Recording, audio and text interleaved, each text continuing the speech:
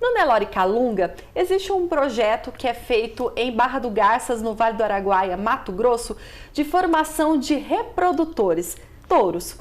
Mas aí o que é feito com as bezerras que nascem?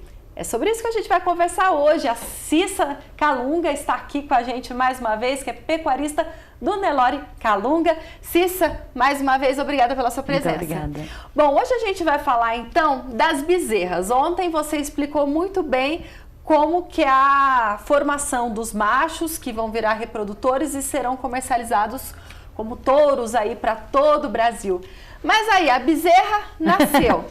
O que faz com a fêmea? As fêmeas hoje a gente usa para reposição e aumentando o nosso rebanho de gado. Então, hoje a fêmea, né, como tem que ser uma empresa, ela precisa te dar um bezerro por ano. Então, uma fêmea que não dá um bezerro por ano, ela, consequentemente, está fora da reprodução. Então, ela sai e ela é reposta, né, por uma bezerra nova, de uma qualidade nova, com uma genética mais atual. E isso vai fazendo ao longo dos anos. E tem também as fêmeas que não estão no padrão de genética Nelore que a gente gostaria, que é registrada, o padrão perfeito da raça. Para ser uma matriz. Para ser uma matriz de Nelore SPO. Então, essa fêmea, e às vezes ela tem uma DEP muito alta, alguma coisa assim, a gente coloca o sêmen de Angus nela e faz um cruzamento, faz um meio sangue Angus. E aí, no nascimento, né, dos machos e das fêmeas, quando eles desmamam, os machos, né, que vão ser um cruzamento, né, de Nelore com Angus, eles são vendidos já na desmama, e as fêmeas a gente segura para usar elas como receptoras, e aí elas vão receber os embriões das doadoras que estão lá, né, a ponta do iceberg nelas, né. Pois é, e aí que eu quero entrar num tópico que é a questão das receptoras. Porque tem gente que não dá valor a essa categoria animal e você explicou muito bem para mim que elas são de extrema importância dentro de uma propriedade. Por quê, Cissa? Com certeza. Hoje elas vão receber os embriões de alta qualidade. Então, hoje, às vezes, é um embrião que, de repente, custa 30 mil, como custa 100 mil reais. Então, a gente padronizou todas as nossas receptoras meio sangue Nelore. Todas elas têm, né, uma caixa torácica boa para receber animais, principalmente de FIV, porque os animais de FIV nascem grandes.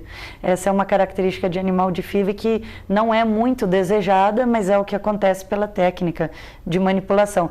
Então, elas conseguem parir super bem esses animais e elas produzem bastante leite. E aí elas fazem uma recria ótima desse animal que existe um alto valor genético envolvido com ele. Bom, então, essas fêmeas que não são enquadradas nas características raciais para serem registradas e virarem matrizes, então elas vão virar receptoras. Só que aí, até no caso das receptoras, precisa ter uma boa habilidade materna, ter que produzir bastante leite. Isso vai contribuir para o animal, para o bezerro. Com certeza. E a sanidade dessas vacas são o mais importante. É mesmo, elas dão mais trabalho do que um animal Nelore comum. Porque a reprodução delas tem que estar perfeita. Elas vão receber um embrião que já teve um monte de manipulação. Então, elas fazem os protocolos.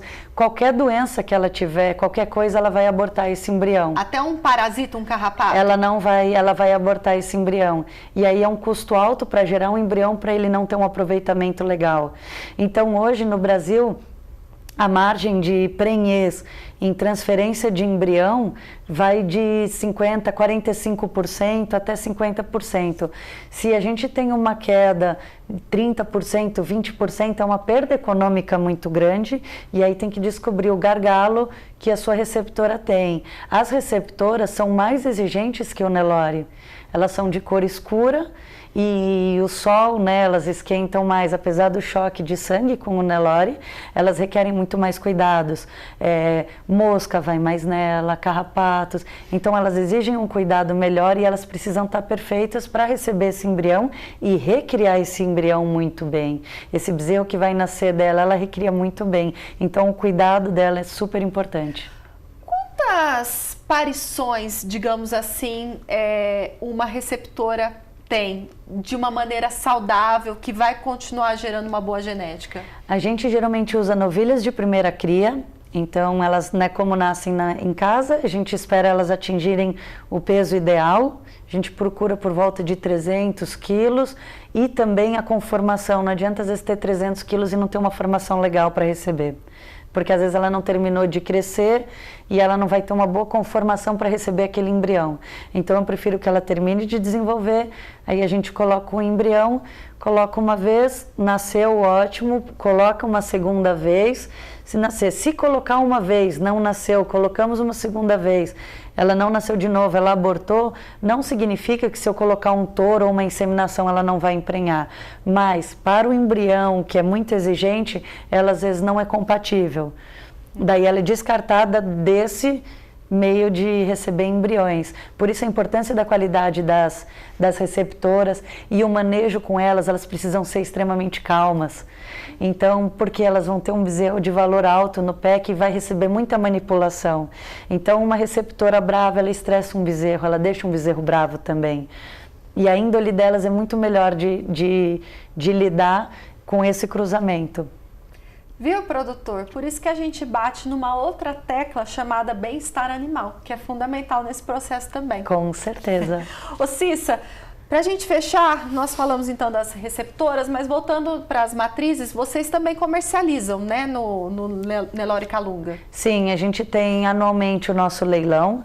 E aí, nesse leilão, a gente oferta prenhez, a gente oferta animal, novilha e os animais a campo também. Bom, então fique ligado que amanhã aqui no Ouro Fino em Campo você vai ficar por dentro de como comprar a genética Nelore Calunga.